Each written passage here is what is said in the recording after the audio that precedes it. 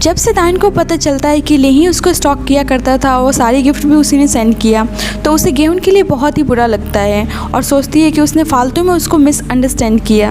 इसलिए वो गेहून से माफ़ी मांगने की कोशिश करती है, लेकिन गेहून उसको माफ़ नहीं करता। दाइन लाइब्रेरी में बहुत लगन से पढ़ रही होती है। रात में घर वापस जाते समय वो देखती है कि कोई उसका पीछा कर रहा है। वो आदमी कोई और नहीं बल्कि उसका वही कोवर्कर होता है जो उसे बहुत ही टाइम से स्टॉक कर रहा था। कुछ टाइम पहले ही दाइन ने उसको रिजेक्ट भी किया था, लेकिन वो उसके पीछे पड़ा हुआ है। वो उसका पीछा करते हुए उसके टाउन तक आता है।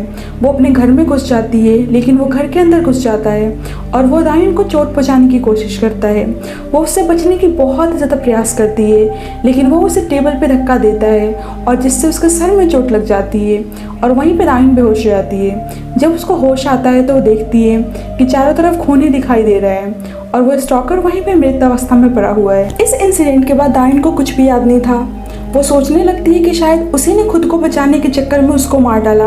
वो खुद को ही गिल्टी समझने लगती है और वो पुलिस स्टेशन चली जाती है। पुलिस दाइन को इंतज़ार करा रही होती है क्योंकि वो शराबी और छोटे मोटे चोरों से निपट रही थी और इससे वो बिना कुछ बताए ही वहाँ से चली जाती है। दाइन घर जाती है तो बॉडी के पास अपनी माँ और नानी को देखती है। वो उन्हें बताती है कि ये आदमी बहुत ही टाइम से उसको स्टॉक कर रहा था और सेल्फ डिफेंस में उसने इसको मार दिया। वो दोनों उसे चिंता ना करने के लिए बोलती हैं और वो उस बॉडी को कंबल में लपेट देती हैं और फर्श पर पड़े खून को साफ करती हैं और वो उस बॉडी को गेहून द्वारा फेंके गए रेफ्रिजरेटर में स्टोर कर देती हैं। हम देखते हैं कि इससे पहले दाइन की माँ रेफ्रिजरेटर को फेंकने के लिए ट्रक ला पाती गेहून फ्रिज को वापस ले जाता है क्योंकि उसके वर्कर्स ने गलती से उस रेफ्रिजरेटर को बाहर रख दिया। हम ऑडियंस को पता चलता है कि गेहून को दाइन के डर और चिंता को फील कर रहा है। वो बहुत ज़्यादा बेचैन है जानने के लिए कि आखिरकार दाइन के साथ हुआ क्या है। इसी बीच हम मिनो और वॉन्टेक को देखते हैं जो बहुत ज़्यादा आश्चर्य में होते हैं क्योंकि दाइन पुलिस स्टेशन आई थी और वो बिना बताए ही वहाँ से चली। घर पर वापस दाइन सोच रही होती है कि उस रेफ्रिजरेटर को वापस कैसे लाया जाए, इससे पहले कि दाइन को पता लग जाए कि उसके अंदर एक डेड बॉडी है। इसलिए वो हमेशा गेहून के रेस्टोरेंट के आसपास ही घूमती रहती है। जब वो रेस्टोरेंट के बाहर घूम रही होती है तो गेहून उसको देख लेता है और वो बाहर आ जाता है और उससे पूछता है कि क्या वो ठीक है। दाइन बहुत ही ज़्यादा उलझन में रहती है। वो उसके ही हालचाल पूछने लगती है और बताती है कि उसके पास कोई जॉब नहीं है। गेहून और उसके फ्रेंड को बहुत ज़्यादा सस्पिशियस फील होता है कि आखिरकार ये 2 बजे रात को क्या करने आई है। गेहून उससे पूछता है कि क्या उसके साथ कुछ हुआ है। वैसे ही वो देखती है कि फ्रिज का दरवाज़ा खुलने वाला होता है। दाइन गेहून को धक्का देती है और उसे फ्रिज के दरवाजे पर पिन कर देती है जिससे डोर बंद हो जाता है। इन सब चीज़ों की वजह से वो गेहून की बहुत ज़्यादा क्लोज आ जाती है।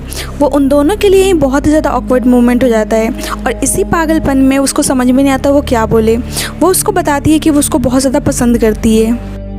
बाद में हम देखते हैं कि गेहून सोच रहा होता है कि यदि दाइन उसकी बहन हुई तो वो क्या करेगा। दाइन जैसे ही अपने फैमिली के साथ नेक्स्ट प्लान के बारे में चर्चा करने वाली होती है, उसकी नानी रात में लाठी लेकर गेहून के रेस्टोरेंट के विंडो को ब्रेक कर देती है। हालांकि इससे पहले वो कुछ कर पाते वहाँ पुलिस आ जाती है और उनका सारा प्लान फेल हो जाता है। इन सब चीज़ों से दाइन बहुत ज़्यादा दुखी हो जाती है और वो रोने लगती है, जिससे हम देखते हैं कि गेहून भी उसके इमोशंस को फील करता है। नेक्स्ट मॉर्निंग दाइन अपनी मम्मी और नानी को बता रही होती है कि किसी भी कीमत पे उसे गेहून के फ्रिज को नहीं खोलने देना है। इसके बाद हम देखते हैं कि उनके टाउन में भी सीसीटीवी कैमरा इंस्टॉल हो चुका है, जो कि दाइन और उसकी फैमिली के लिए बिल्कुल भी अच्छी बात नहीं होती है। दाइन पूरी कोशिश करती है कि वो गेहून के रेस्टोरेंट के आसपास ही रहे। देखते हैं कि दाइन की मदर गेहून और उसके फ्रेंड को लंच पे इनवाइट करती हैं ताकि उसके फ्रिज को ले सके, लेकिन उनका पूरा प्लान फेल हो जाता है। बेचारी दाइन की मदर बहुत ज़्यादा ट्राई करती है कि उनको वो फ्रिज मिल जाए, लेकिन दाइन उनको फ्रिज नहीं देता है और ऊपर से दाइन की मदर के खाने के बारे में बुराई निकालने लगता है कि वो बहुत ही बेकार खाना बनाती हैं। ये सब सुनने के बाद दाइन की मदर को बहुत ही ज़्यादा गुस्सा आता है, लेकिन वो अंदर ही अंदर अपने गुस्से को रखती हैं, वो बाहर नहीं दिखाती हैं। सब मिलकर खाना खा रहे होते हैं। उसी टाइम पुलिस आ जाती है और वो दाइन से पूछने लगती है कि वो पुलिस स्टेशन किस लिए आई हुई थी। दाइन बहुत ही ज़्यादा नर्वस हो जाती है। उसी वक्त गेहून नोटिस करता है कि दाइन की बॉडी पे चोटों के निशान है। वो किसी प्रकार दाइन को वहाँ से बचा के रेस्टोरेंट से बाहर ले जाता है। गेहून उससे पूछने की कोशिश करता है कि क्या उसके साथ पिछली रात को कुछ हुआ है, लेकिन दाइन डर के मारे उसको कुछ नहीं बताती है। इसके बाद गेहून दाइन को हॉस्पिटल ले जाता है ताकि उसका ट्रीटमेंट करवा सके और वो दोबारा पूछने की कोशिश करता है कि उसके साथ क्या हुआ है और किसने किया है। वो उससे पूछता है कि वो इस टाउन में कब से रह रही है, लेकिन दाइन इस बारे में ज़्यादा डिटेल में बात नहीं करती है।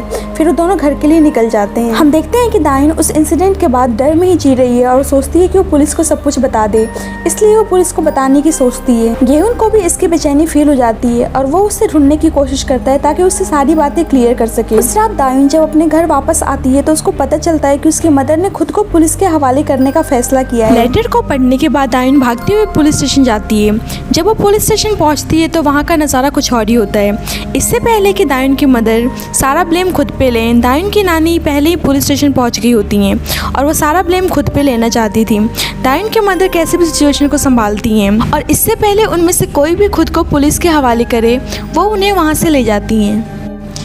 इसके बाद तीनों मिलकर प्रॉमिस करते हैं कि वो अब से फ्यूचर में ऐसी हरकत नहीं करेंगे और वो जो भी बात है वो एक दूसरे से शेयर करेंगे। इस इंसिडेंट के बाद पुलिस दायून और उसकी फैमिली पे डाउट करने लगती है। इसके बाद हम दायून को गेहून के रेस्टोरेंट में देखते हैं जहाँ गेहून उसे अपने साथ रॉक पेपर सीजर खेलने के लिए मना लेता है और सरप्राइजिंगली वो उसकी सारी चाल का पता लगा लेता है। उन दोनों में बहुत ही ज़्यादा सिंक्रोनाइजेशन होता है और इससे गेहून को पता चल जाता है कि वो दायून के ही इमोशंस को फील किया करता था और इसी लड़के से उसका कुछ ना कुछ लिंक है। एक पुलिस ऑफिसर को पता चल जाता है कि गेहून वही लड़का है जिसकी बहन बचपन में खो गई थी और वो उससे पूछता है कि वो यहाँ पे किस लिए आया हुआ है। वो उसे झूठ बोल देता है कि रेंट कम होने की वजह से वो यहाँ पे आया हुआ है, लेकिन हम ऑडियंस को पता चलता है कि बचपन में एक शमन ने बताया था कि जिसने उसकी बहन को किडनैप किया वो इसी टाउन से है। इसके बाद हम गेहून की मदर को देखते हैं जो अपनी बेटी के खो जाने पे बुरी तरीके से टूट गई होती हैं। ना वो खाना खाती है ना सही से सोती हैं। वो अपनी बेटी के खोने का सारा ब्लेम गेहून पे ही डालती हैं और गेहून को भी लगता है कि उसकी गलती की वजह से ही उसकी बहन खो गई। इसके बाद रात में दायून को हम गेहून के रेस्टोरेंट के बाहर देखते हैं। वो गेहून का बर्थडे डेट डाल के पासवर्ड को अनलॉक कर देती है और गेट को खोलकर फ्रिज को देखने के लिए जाती है। वैसे ही वहाँ पे गेहून आ जाता है।